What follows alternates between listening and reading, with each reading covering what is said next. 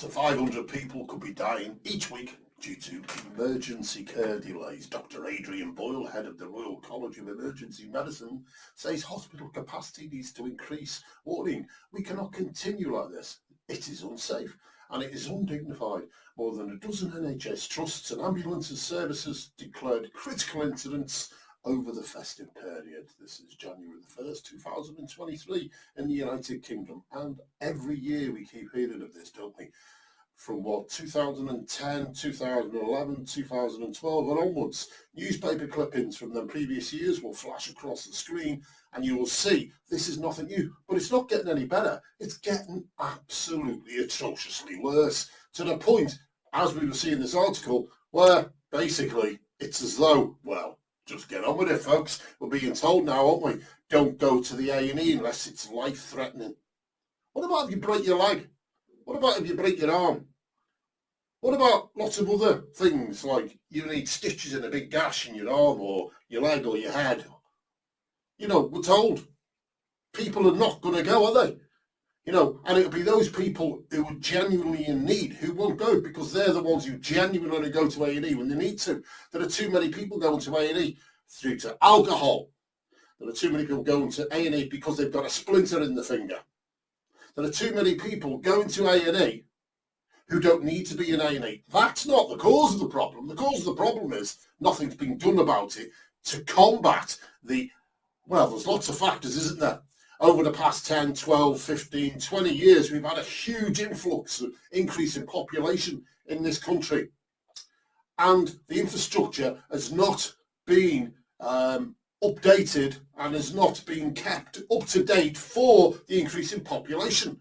As this article says, we've all been funneled right through a bottleneck into the NHS now. There's a huge increase in population, and yet we're all still using the same hospitals and the same A&Es going through the same door.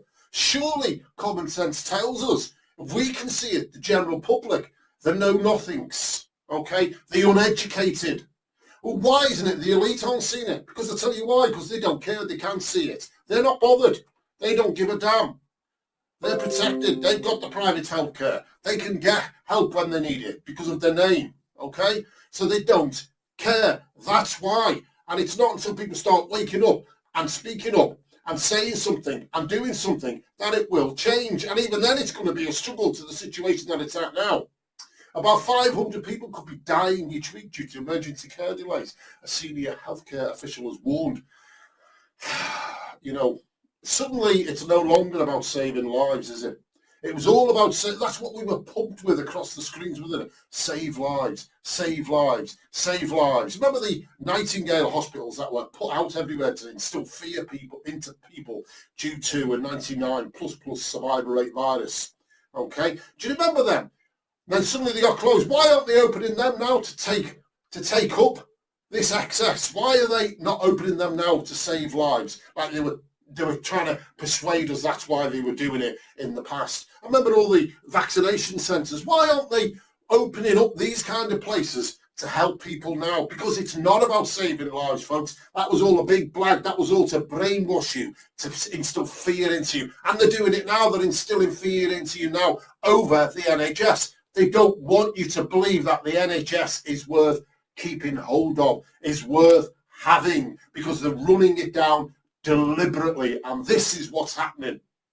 Dr. Adrian Boyle, president of the Royal College of Emergency Medicine, said he thinks waiting times for December will be the worst, and he goes on to saying it's why it's worse, blah, blah, blah, blah. And he says, well, he went into December with the worst ever performance against the targets and the highest ever occupancy levels in the hospital. We don't know about the waiting time figures because they don't come out for a couple of weeks. I'd be amazed if they're not the worst ever that we've seen over the December. And he says, what we're seeing now in terms of these long waits is being associated with increased mortality. We think somewhere between 300 and 500 people are dying as a consequence of delays and problems with urgent and emergency care each week. Each week! We need to actually get a grip of this. You know, why have these people not been speaking out about this previously? We can see the trajectory. Us commoners, us uneducated, can see it's going upwards. A clear, steep incline in upwardness, because the NHS is being run down deliberately. In November, 37,837 patients waited more than 12 hours in A&E for a decision to be admitted, NHS England figures show. That was November, 37,837. This is an almost 355% increase on the previous November, when about 10,646 patients waited longer than 12 hours. Dr. Boyle added, if you look at the graphs, they're all going the wrong way, and I think there needs to be a real reset. We need to be in a situation where we cannot just shrug our shoulders and say this winter was terrible, let's do nothing until next winter, and that's why they bring the figures out later, probably because they can then just shove it under the carpet, and then next year it'll just get worse, and then worse the year after, because they're not doing anything about it, folks. They are not tackling this at root source. We need to increase our capacity within our hospitals. Really? We need to make sure that there are alternative ways, that people aren't all just funneled into the ambulance service and emergency departments. Really? We cannot continue like this. It is unsafe and it is undignified. Really? You know, I speak to people, they won't even go to A&E because they just think, why would I go to A&E? It's more dangerous there than staying at home. Patients have been reportedly waiting for hours for a bed. An ambulance carrying patients have been stuck outside. Well, that's nothing new. Sky News revealed on New Year's Eve that the more than half of Staffordshires ambulance were queuing outside Royal Stoke Hospital, with a paramedic and Unison representative saying it was the worst we've ever seen. Last week, 1 in 5 ambulance patients in England waited more than an hour to be handed over to A&E teams. Anyway, so there we have it, folks. And at the end of the day, it doesn't matter what's taking people to the hospitals. The fact is they can't deal with it. And there's still, there's a decline in the capacity of the hospitals to deal with the increase of the population.